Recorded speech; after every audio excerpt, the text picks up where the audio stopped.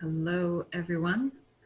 Uh, so we're gonna start today's session. So today's session is about market research, and as you all know, for you, most of you I have seen before. So I'll do the presentation again for those who are new to these series. So Infusion is part of a program that we run here at Zoo, which is an incubation program of 3 months that allows entrepreneurs to find a better market fit.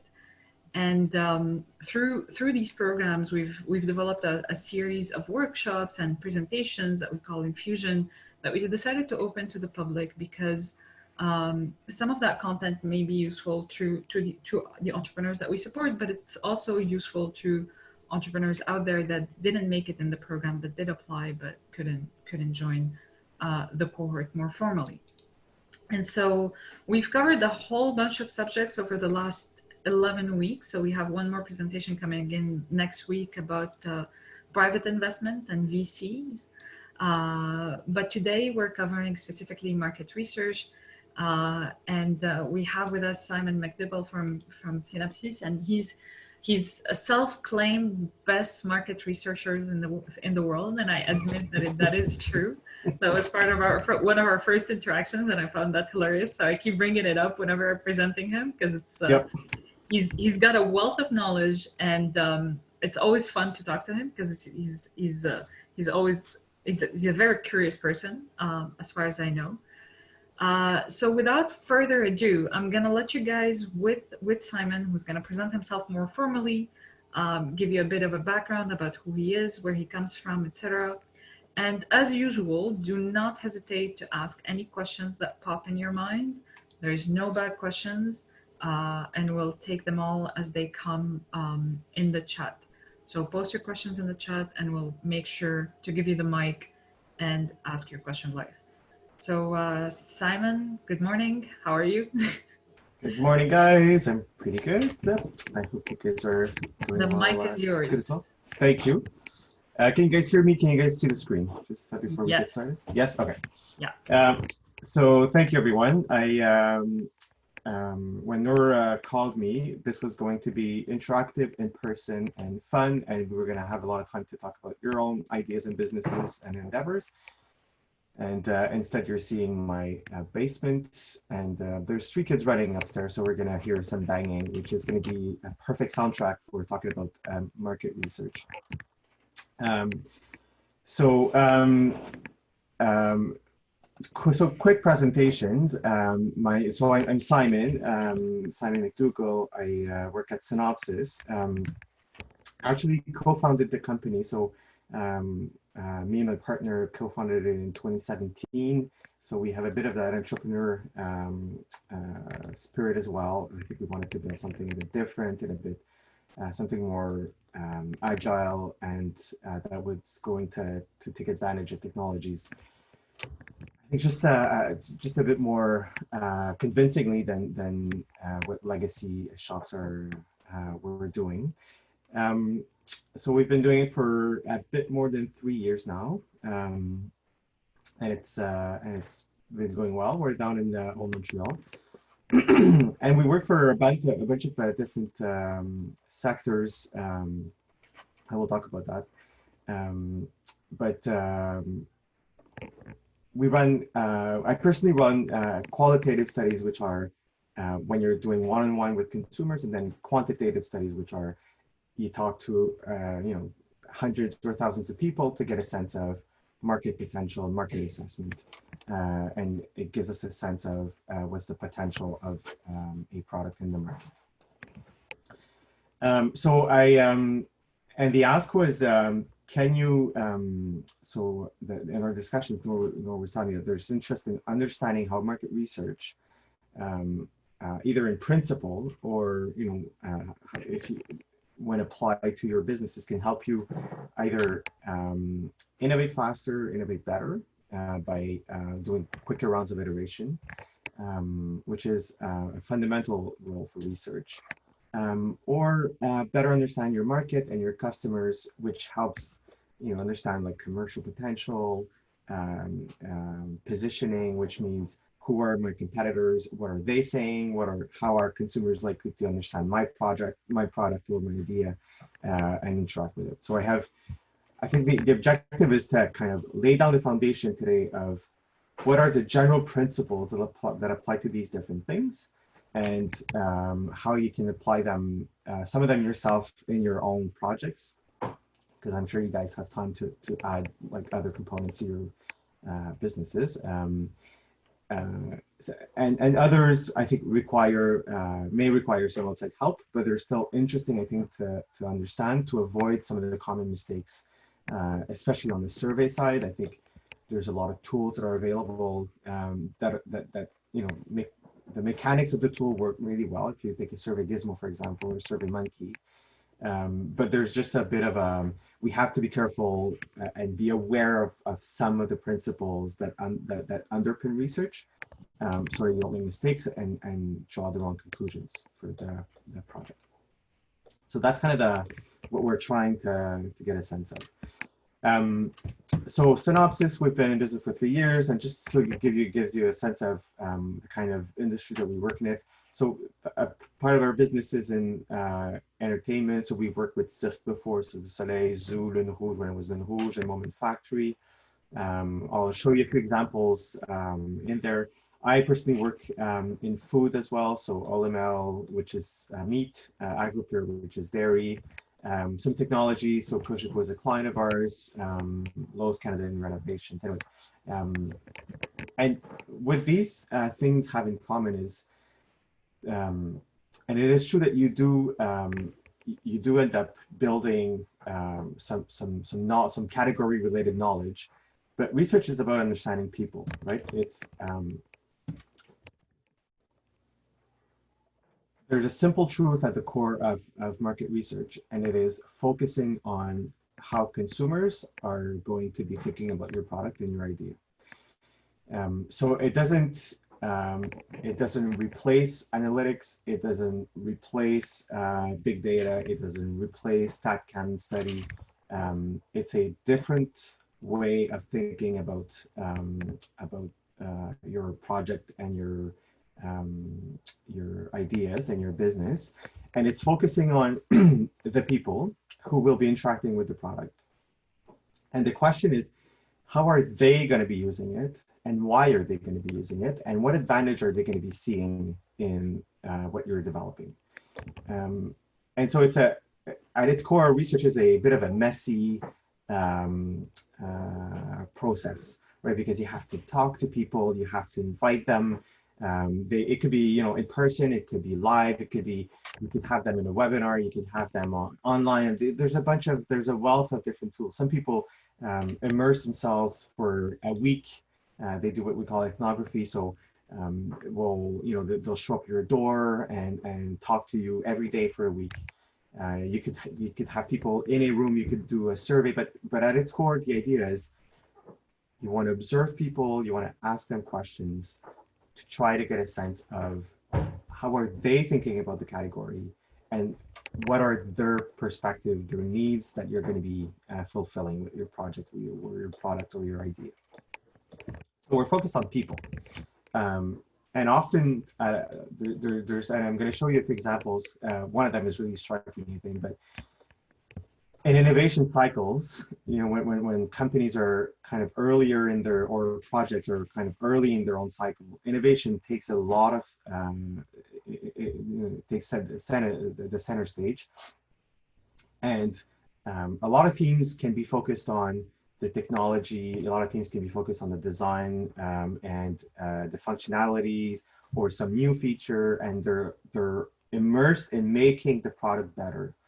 And sometimes talking to people who are going to be using it gives a very different, not sometimes, often, and almost always, it gives it a very different meaning, because all of a sudden your product is out in the world, and you have regular people thinking about it and reacting to it. I'll show you an example of from Keurig. It's all in public domain, so we can talk about it now. But we had been involved in that endeavor a few years ago. So the presentation is in French, but I'm just going to be like ad-libbing to it and talking to it. And usually I'd be just telling like I'm more than happy to take questions as we have the conversation. But basically, I'm just going to start laying some principles. We're at the core of market research. The activity is to either observe people or ask questions to people, right? That's how we want to build our knowledge.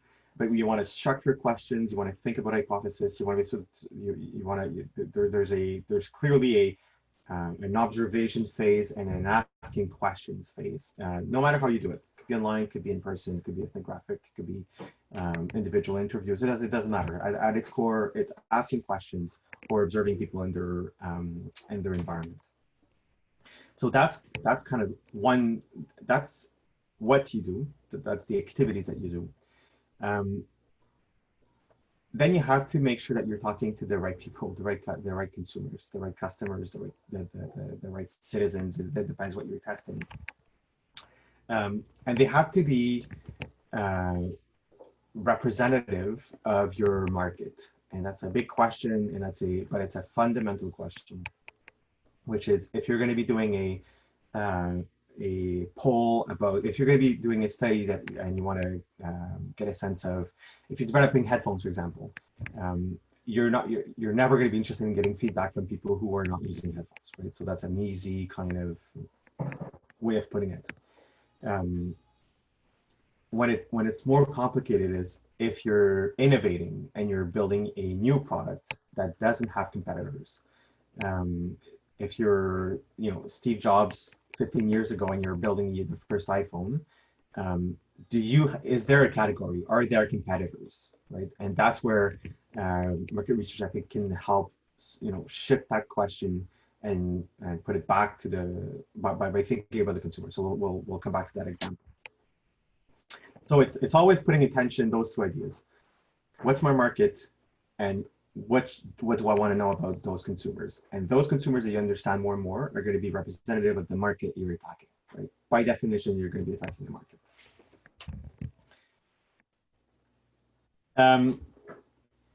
Market research can be, a lot of things. It can help in many different times in your own kind of cycle.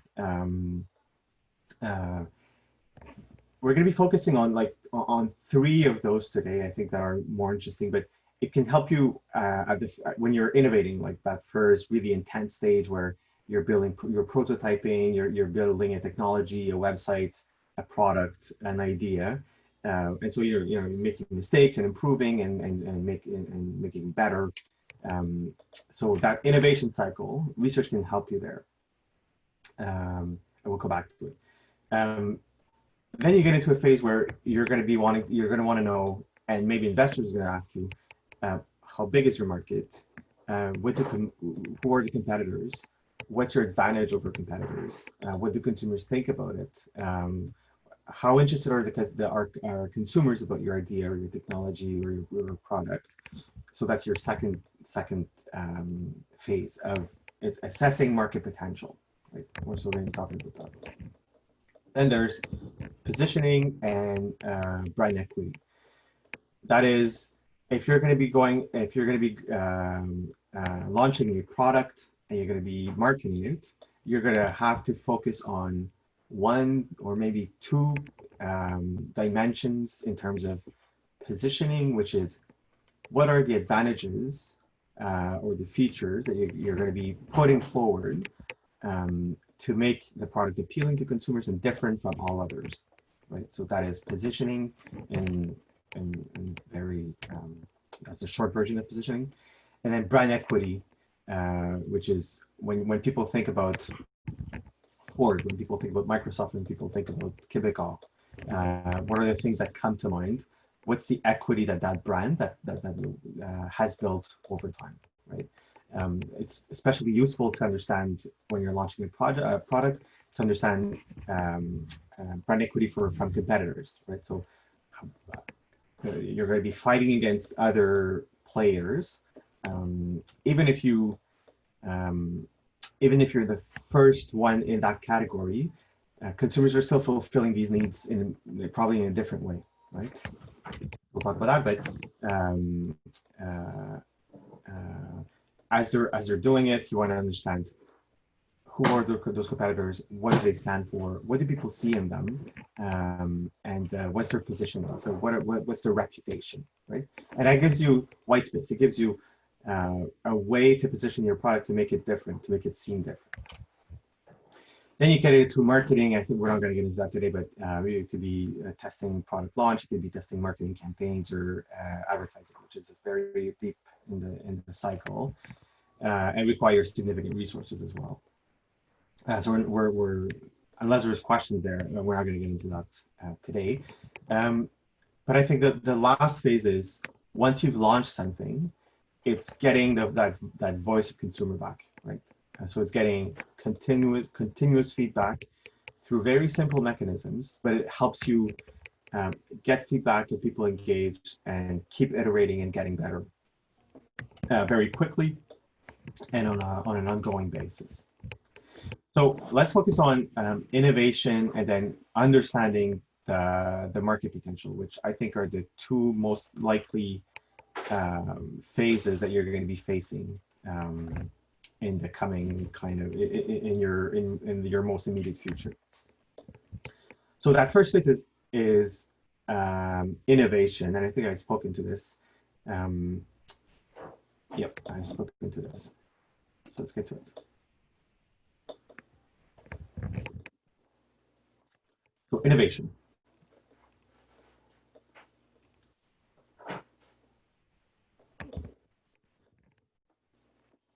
A lot of times there's a reluctance in organizations to involve consumers in the innovation stage, and there are innovators who have very effectively summed up that resistance or that opinion. Steve Jobs has that amazing quote. So it's really hard to design products by focus groups. A lot of times people don't know what they want until you show it to them. He is totally right. You should never design products by focus groups, which doesn't mean that research can't help you. But focus group would absolutely be the wrong tool in this for innovation. It is true that, and let me show you. There's another quote here from this is Henry Ford, and I think this gets us closer to. So if I had asked people what they wanted, they would have said faster horses. I think that the way market research can help is market research, when it's doing its job, is telling you what people want is faster, right?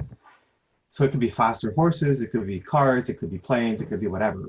But the underlying need is speed, and it's moving from point A to point B in a faster way.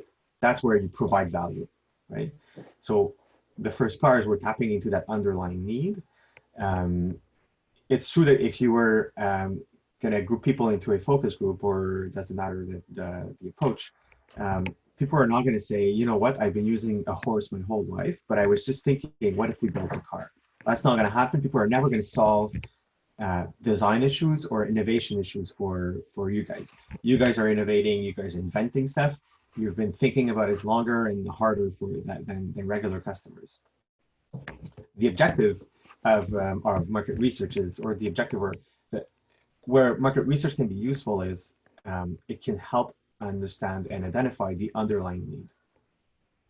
And you're going to be building on that need to be successful. So I want to talk to an example. This is a real life example that happened, and it's all in the public domain now, so we can talk about it because it's a great story. It's from the Keurig company, which is, as you know, the coffee company. And a few years ago, and so if you remember, like the short story of Keurig is, they were some of the first ones to go mainstream with a pod-based coffee business. So they moved, and they're in about a third of households now in the country, in Canada, a bit less in the US. They're a dominant player in coffee, both distribution, and they're in a lot of homes. And they're constantly pushing the boundaries of technology, right? So they've replaced, their pumps, they've replaced the materials that they're using. They've experimented with rotating technologies to extract coffee. They've lasers. They have been experimenting with a lot of different technology. And a few years ago, they launched what you're seeing there, which is called the Keurig Cold, which is basically dead now. It's been retired from most markets. And the little story of the Keurig Cold is, I think, it is interesting and quite telling. And so it's engineers at Keurig were developing a new type of pump and a new type of donc une technologie de refroidissement, so a new way to make drinks colder, faster. And so it was, so there was a team of people there that was working on that new pump and that was working on a new chiller to make beverages faster, colder, so that people at home could be preparing, instead of hot beverages, which was coffee, cold beverages. Now, if you think about and so they developed the whole brewer and tested it with engineers, right? So the technology behind it was what was driving innovation. When it was finally working, after months and a few years of hard work, it was quite the feat, right? They were able to cram into a very small box, like a new generation chiller, a very powerful pump. They were able to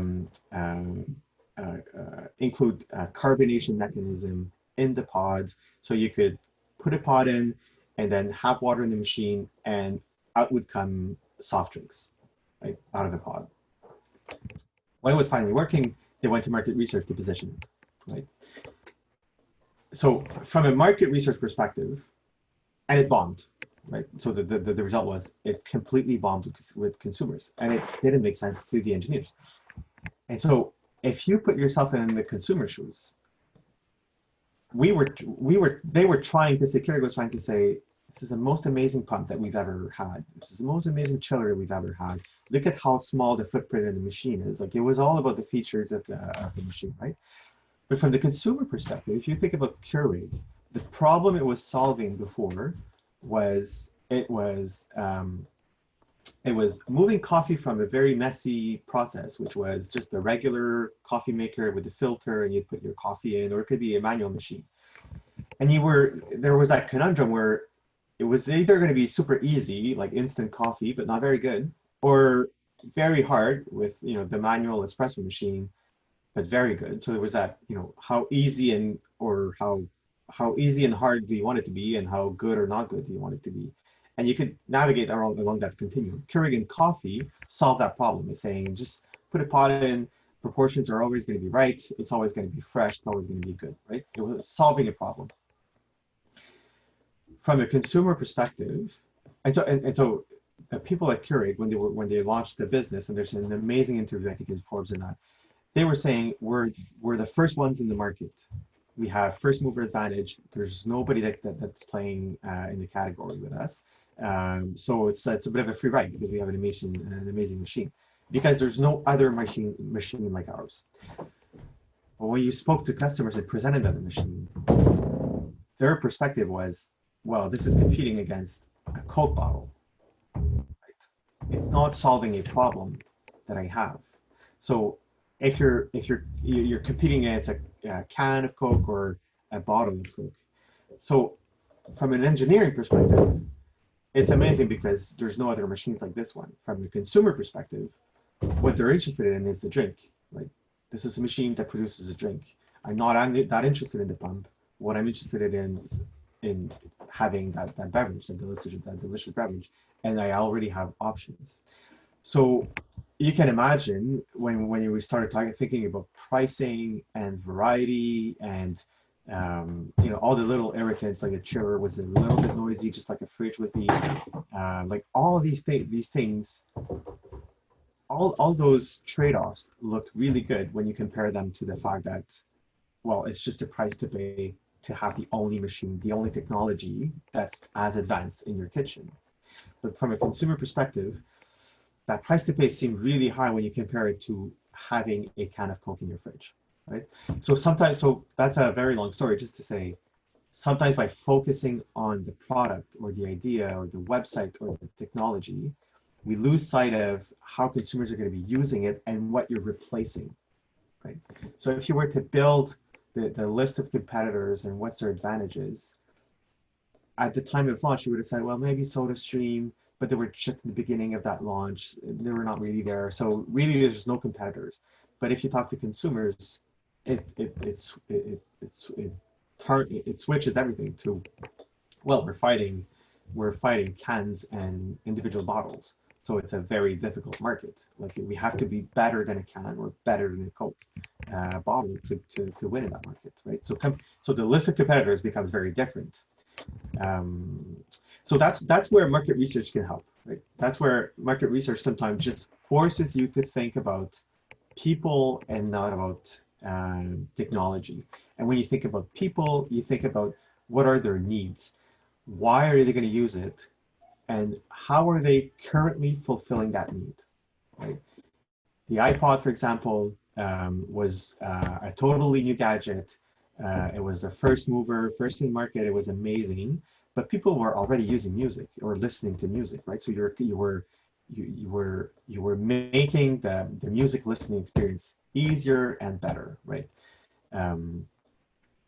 But people have needs and they fulfill those needs in different ways. And the question is, when you're building products, the list, and thinking about competitors and thinking about consumers, the question is, how are they currently fulfilling those needs? If you're building a little research protocol, and that's an easy one, I think that you can build basically in-house following a few principles. It allows you to start testing prototypes, maquette. So prototypes, instead of going to final product or to market launch before getting feedback. So you can either do it online or in person, doesn't really matter, but it can accelerate your iteration process by significant factor. And I think that in those circumstances, the role of research is never going to be to provide you with certainty. It's not going to be perfect. It is going to be messy. It's not going to be ideal, but it's going to be closing doors. It's going to be, you're going to be facing, so many choices, or you're probably currently facing so many choices, so many design decisions. Should we focus on A or B or C?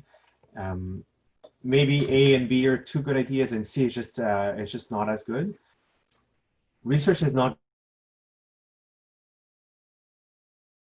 as good. So let's focus on the first two ones and just eliminate hypotheses and ideas as you move forward and as you keep iterating. And you iterate by focusing on how people, what people needs are and how they interact with categories. This is just to show you a few examples of, this is in the food category. We were helping in this case it was Développer, so it was a yogurt product launch. And it was, they had a bunch of different ideas, but there are so many different dimensions. This is very specific in food, but you have to choose to pick the containers, you have to pick the recipe, the texture, the taste profile. Is it going to be fruit space? Is it going to be, does it matter if the origin of the fruits? Does it matter if the yogurt is a Greek yogurt or not? Does it matter the color scheme? So all these different things. So instead of going to market and just seeing what flies and what doesn't, those working sessions with a select group of people that come back a few times and taste different products, and they just help you align and help you make decisions that are rooted into consumer psychology or rooted into consumer reactions, and make quick decisions that are rooted in consumer feedback to move faster, right?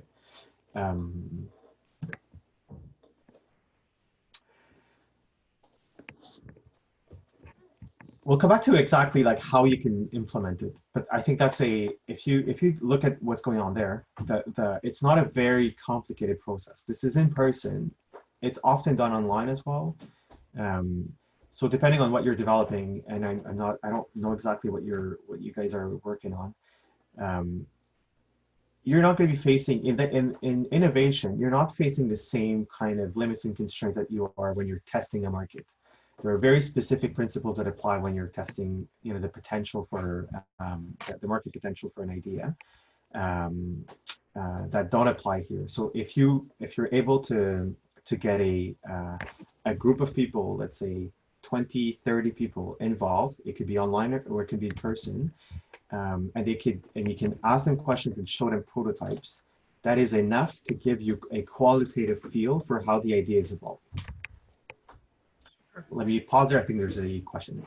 Yeah, we've had a couple of questions from Olga. Olga, you have the mic if you want to unmute yourself. Hi, can you understand me? Yes, very well. Hi, Olga. Okay, thank you. I ask you a question about Facebook. It is about innovation. Can you give me more example of Facebook innovates its products? Because Facebook is a big company, and the social media earn a lot of money. And I was curious to know how they did it. You were curious to know, sorry, what? How Facebook did to innovate its product. How they're innovating their own products? Yeah. Yeah. Okay. So Facebook, they are actually applying these principles, but at scale, right? So when they're launching it's one of the biggest companies in the world, and they have billions of people using their products. So it's not, what I just said about, get 20, 30 people to test a product. They apply that principle at scale. So when they come up with new features, you'll notice that they will sandbox a subset of people. So they'll pick just a tiny proportion of their users, but for them it's like 1 million people, and apply that update or that innovation or that new feature only to those people, and look at how differently those people are interacting with their product compared to the baseline, which is the average consumer interacting with the baseline product. So it's being developed by engineers, but it's very much being tested by real humans on an ongoing basis. And then they make tweaks, and tweaks and tweaks and tweaks and tweaks. And they're always comparing that kind of little focus group people. It's not focus group, it's not in person, but it's a test group. And when they're happy with how that test group is evolving, they're rolling it out back into the general product. So it's the same principle where you're driving changes, you're developing through engineering, but you're making the decisions based on how consumers are reacting to the changes. Now, they're also doing traditional research, or they're a big buyer of research in the US, Facebook, so they're testing ads and whatnot. But on all the functionalities and technology, one of the key ways they're testing is through observation of they call them members, how their members are interacting with the platform through observation, and then they follow up with questions depending on what they're testing. Does that make sense? Yeah, I think it answers the question. Olga, can you confirm in the chat? Perfect. Okay, and then the other question was, I just saw the chat, sorry. So how can you understand people and find out what they need? The only way to do that is to talk to them, right? So actually, no. So the easiest way to do it early in the process is to talk to them. It could be online, it could be through chat, it could be in person, but it could be, that's how you figure out how people behave and how, and the reasons underneath their behavior. Now, when you move deeper into the cycle, you want to rely more and more on observation. That's where things like big data come in, and then transactional data comes in, because we're not always aware of all the choices that we make. So it could be that you think that you don't spend much on alcohol during COVID, but you're actually spending a lot. So if I were to ask you, are you drinking more than you used to, you would say no. But if I was to look at your SEQ bill, actually you are. So there are nuances there, but basically people have to provide you with that feedback, either through observation or questions.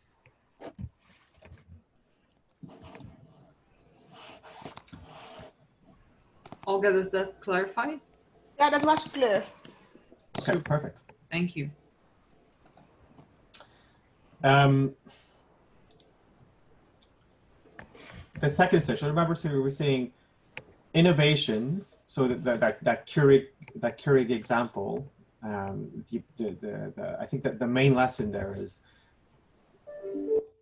when innovating, I think we can get lost into the design and the technology, and it's really helpful to understand early in the process how people are gonna view the product and react to it. Right? So that's where research can help with innovation. Some of you are going to be facing, or may already have been asked the question by investors, what's the potential for the product? How big is this category? How much potential is there in the market for your idea? And there are very important principles there to understand. And I think that's a more difficult phase to conduct internally. There are ways to do it for cheaper prices, but there are very important general principles that apply there. The most important one is the importance of random sampling. There's a lot of examples in history, less so today because it's such a well understood concept among polling firms, that those kind of ideas or examples don't happen very much today. This is a picture from Roosevelt in the 1936 election, going across the country on his train, and the Literary Digest, which was a journal about books and poetry and fiction, had a very wide circulation in the US. I think at the time it was 10 million. And they sent out little mailers to their subscribers to ask them who they were going to vote for. And I think I remember that Roosevelt was running against Landon, if I'm not mistaken. So it was one of the first political polls, and one of the first polls to go. And so they sent out all those mailers to their subscribers, and they had so many that almost 4 million came back. They compiled all of them and calculated averages, and they came out with Landon was going to win the election. What happened is, obviously, Roosevelt won the election, and it was a big shock, and it's a very kind of it's an important kind of story to tell about polling. They still spoke to 4 million people and got it way wrong by I think it was 15 points. And the reason why they got it absolutely wrong was the people who read the Literary Digest in 1936 were not a random. We're not representative of the diversity of the American electorate at the time. So they tended to be, much more educated. They could read. They had more money, so higher average income, so higher socioeconomic status, and those things are, in that election were linked to the behavior that they were trying to measure. So they were. Instead of using a random probability sample, they used what we call a convenience sample. A convenience sample, which is I have a list of people here that just happen to be subscriber to this paper, to the Literary Digest, but there's so many of them that if I talk to all of them, I'm going to be able to make a prediction about the market. That is not true. When you measure the market, first thing, and we talked about it, is understanding who the market is. So the electorate in that case. In your own cases, it would be who are the customers, who are, what's the group of consumers that might be interested in my product or my idea, and then how can I talk to all of them? I think the lesson today, or I guess the parallel is anything that's run, for example, on, I know that a lot of research can be done on Facebook and talking to, you can send an invite on a group of fans, for example, technology fans, or it could be, beer enthusiasts or, headphones enthusiasts or whatever. Like you'll find everything on Facebook, right? And you could recruit there. You could ask them questions and say, what do you think about this new product? Is there, and do you like it or not? And which is basically what they did, right? Their list of subscribers at the time was our Facebook today.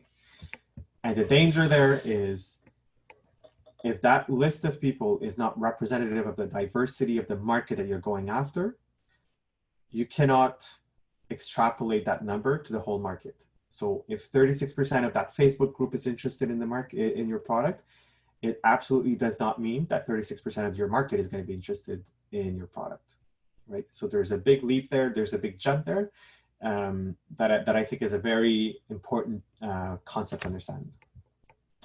When you think about who you're talking to in those kind of studies, think about, so it's all about sampling. Think about when you're cooking food, if you're trying to understand how good the food is, if it needs more seasoning, more salt, more pepper, if the sauce is right or not, if it's hot enough, you don't need to talk to so you don't need to eat all of it. In the same way, you don't need to talk to everyone in the market to understand the potential. You can make sure that it's mixed up real well and take one spoon and taste it, and you're going to trust that spoon, that bite, is going to be representative of all the bites that you could have taken, from that bowl of soup. That's exactly how surveys work. So if you mix up the soup, which means if you pick a random sample, a truly random sample of people, and you only talk to 1,000 people, for example, you can trust, and within statistical boundaries that we're not getting into today, but 19 times to 20 within 3.5% margin of error, that bite, that spoon is going to be representative of the market as a whole. So that's why you don't need to talk to everyone, but you need to mix up the bowl, right? So if you only talk to that little Facebook group to assess the potential of the whole market, that's where you run into trouble. That's where it becomes dangerous. So the way we would tackle this, this is an example for Cirque du Soleil. They are, this project has been announced now. They were working in a project where they were trying to understand what was the potential for a project that would be taking place in Baie-Saint-Paul by the water to put that natural kind of the paysage, landscape, to value the landscape, show how beautiful it is to people, bring tourists along, and just complement the Baie-Saint-Paul, the Charlevoix experience by launching a show and an experience there. And they asked us, what's the potential for us to go there? Which is exactly the investor question, right? How many people are going to go see that show? How much are they willing to pay? So those two questions are easy to write. The real challenge is finding the people who you need to talk to and understanding who the market is. So we typically think about it as a two-step process. First step is, okay, you're going to be launching a project in this specific, municipality or region, in their example. Who's likely to be there, and who's likely to want to see your show when you've launched? So we had to understand, well, this is a region that's very often visited by tourists. So we're going to have to understand tourists. And there's the local population that's there. Then we dug into who are the tourists. Actually, there's a majority of them are actually Quebecers, Montrealers, and people from Quebec City. And there's a significant portion of them that comes from the US and a negligible proportion of them that comes from international destinations. French tourists, European, China, from China, from Japan. So we made decisions there. Okay, the bulk of the people that are going to be there are going to be either locals, Montrealers, and people from Quebec City, US tourists. We're going to be having a blind spot of whatever 10%, but we know it, and we're going to assume that those people are going to have similar behaviors. So you're making choice as you're researching the market. You're making decisions and you're building those assumptions. And once you know that those are the people that are likely to be there based on StatCan studies, based on, in most industries, you'll find some description of the market. That's not going to be complete, but that's going to be a good start online, because there are associations already that are, either associations or government is, or in the media, you're going to find some data that you can use as a foundation and start building on and refining over time. Just back to my initial comment, research is never going to be perfect. You just have to be aware of the assumptions that you're making and how it's helping you reduce uncertainty, right? So we had the locals, and then we had the Quebec-based tourists and the US-based tourists. We use to find them. You could find them randomly on the phone.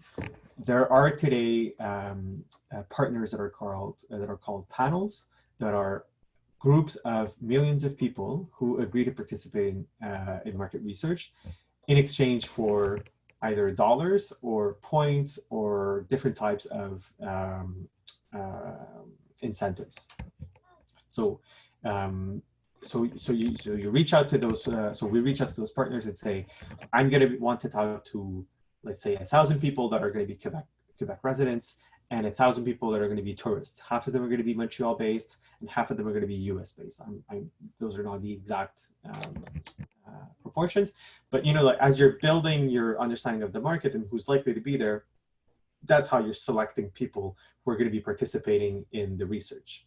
And then there's the next step, which is, what's the profile of those people? Is it mostly men or female, young or old, families or not? The more you know about the potential consumer already, which is kind of ironic, the better the research is going to be, right? Because the more, the closer you're going to be to that final, that final profile of people. And once you've built all that knowledge, I know who the market is, I know who I want to talk to, I found the partner, then you can ask the question, here's the show, do you want to see it or not? How much would you pay for it? And that number, if interest level is at 10%, then you could say, you know what, there's 1 million people who are visiting Charlevoix region or whatever. There's 100,000 people every year in the region. That 10% number, I trust it. And it means 10% of 100,000 is 10,000 visitors, right? That's when you can start making those projections. That's when you can start saying that percentage number that I have here is built on a robust understanding of who the people that I'm talking to are. And if I have that, then the number works. If you just go on a Facebook group, if you just ask, friends, or if you just put, an ad in a local paper, the ability to project the number on the population falls apart. That's where you find yourself in the literary digest situation, where you still have spoken to maybe millions of people in their example. In your example, you could still be talking to 1,000 people, but if they're all fans of, if you go on the fan page of Soyez and ask a question, everybody's going to want to see it. So you're going to say, wow, amazing, it's going to be a great success. But those people are not actually in Charlevoix during the high season, right? So building the understanding of the market and then asking the right questions is how you build your understanding of the potential.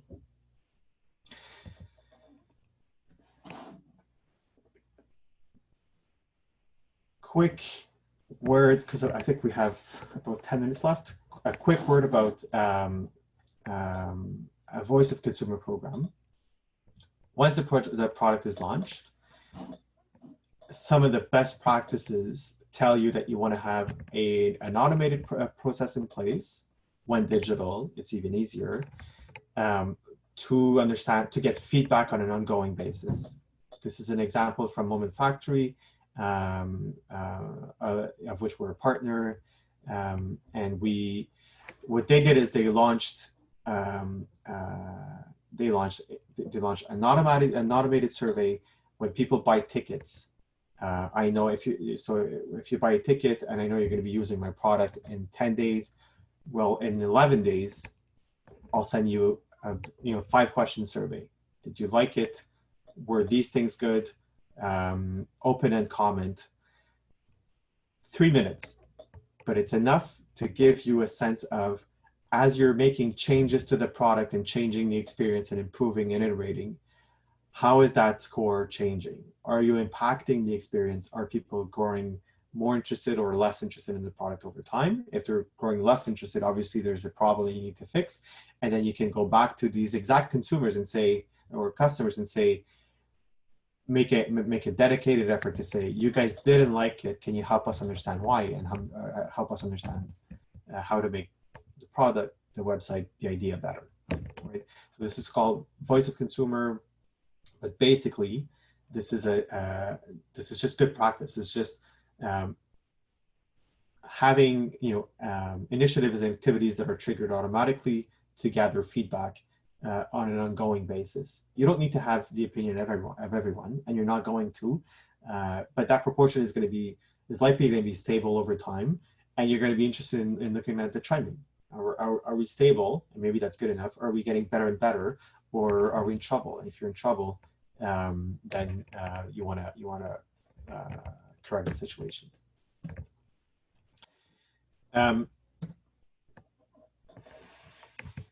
So just back to kind of what we have talked about.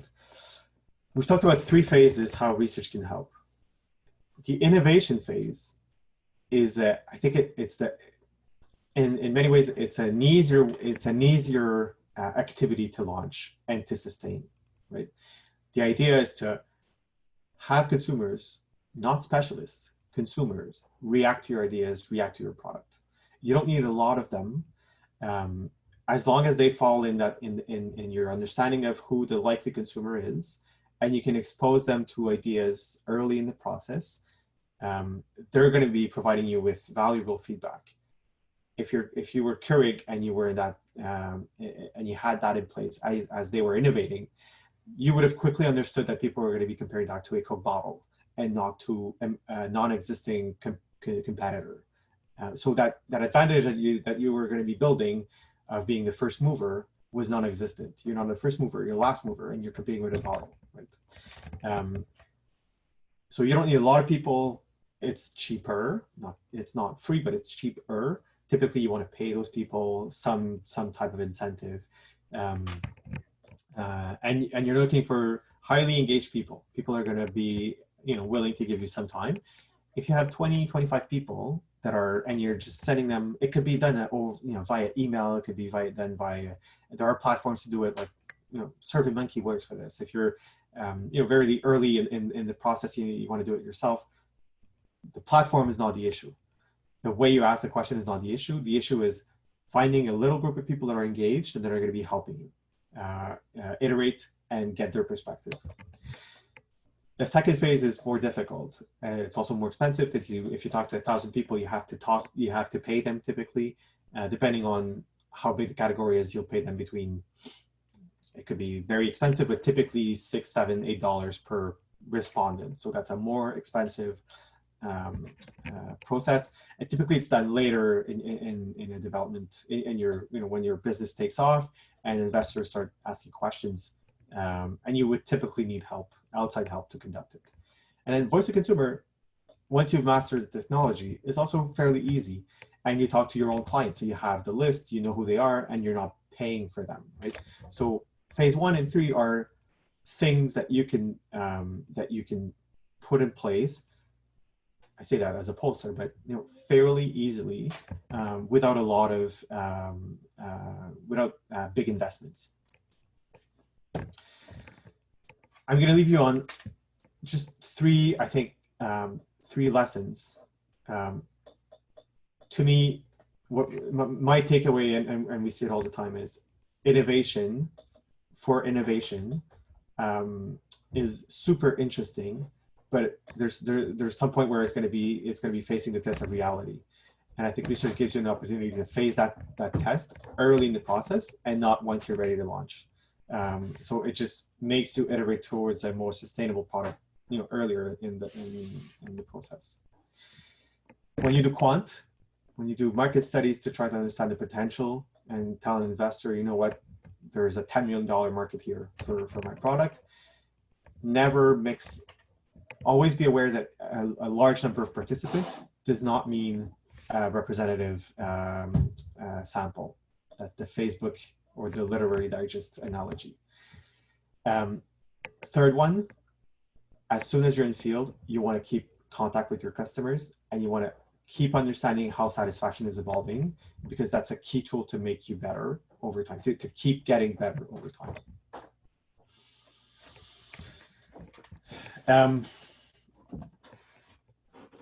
That's it. That's a 1 hour version of market research. I think there's a few more questions, Nora.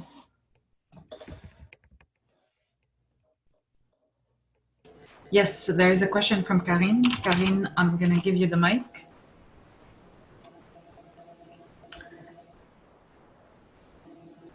Karine, are you there?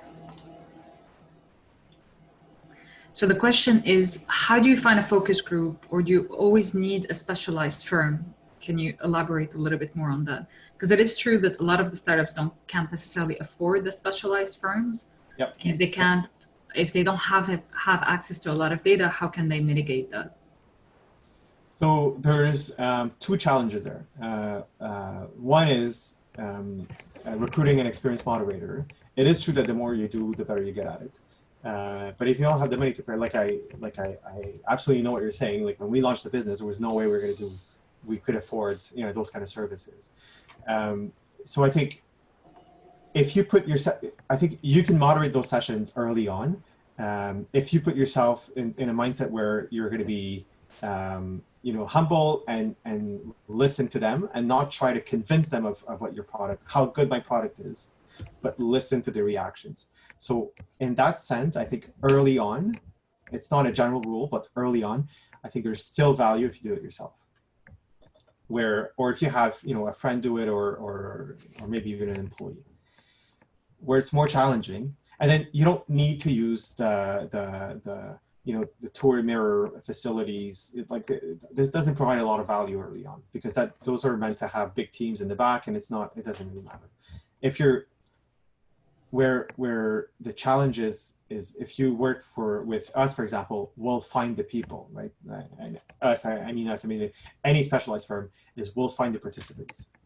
If you don't have, but the participants, that's going to cost, let's say $100 per head, and then you're going to be paying them $100, so that's $200. So you can see how that kind of adds up. So that is the key challenge, is finding humans and bringing those humans to the table. Mm. The earlier you are in the process, I think the more you can, the more tolerance you can have for bringing kind of, friends of friends. Like not my friends, but friends of friends. Not my mom, but my mom's friend. That quickly kind of, it has its limits, but I think there's still more value in doing that early on in the innovation process than not doing it because you can't hire a specialized firm. Yeah, and there's a lot of value about doing the research and finding people, even if you don't know them. You're always 1 degree separation or 6 degree separations from everyone. So. Yep. By looking for people that kind of fit the profile of people you think would be your customer and talking to them, because I guess talking to people will bias their opinion, and they'll always try to be nice to you and encourage you, or on the contrary, tell you, oh, this is a bad idea. So you want people you don't know to kind of gather as much information from them as needed. Exactly. So you want to avoid situations where people are emotionally invested. Yep. So. Yep. whenever I moderate and we test innovations, I always start by saying, thank you guys for coming. This is not my product. Sometimes it's not true. Sometimes it's our product that we're testing, but I still like it. It's not my product. If you love it, I'm going to have a good night. If you hate it, I'm still going to have a good night. I'm just here to understand what you guys think about it. I'm not actually invested in the outcome. Yeah. So it's just a way to kind of cut ties and say, like, I'm interested in honest feedback. So that's the core focus.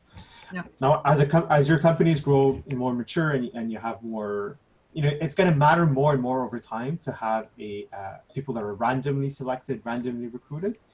So you eliminate 100% of those biases. But early on, it's better to have those little biases and mitigate them by talking to friends of friends than by not doing it. Yeah. Awesome. Karine, does that answer your question?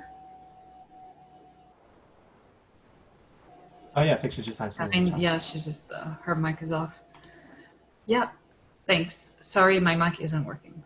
Perfect, no worries. That happens sometimes. On that note, I think we're running out of time, so I want to thank everybody who's joined in the call and the webinar today, and more specifically Simon for taking the time this morning to do this presentation. I think it was very insightful and very helpful for the people that stayed connected on the call, so thank you. Thank you, guys. And for all of those that are still there on the call, just a reminder that next week we'll be covering private investment from VCs with Panache Capital. So tune in for that one. It's going to be interesting. On that note, have a great day, and I'll see you all next week. Goodbye. Bye-bye. Thanks, everyone.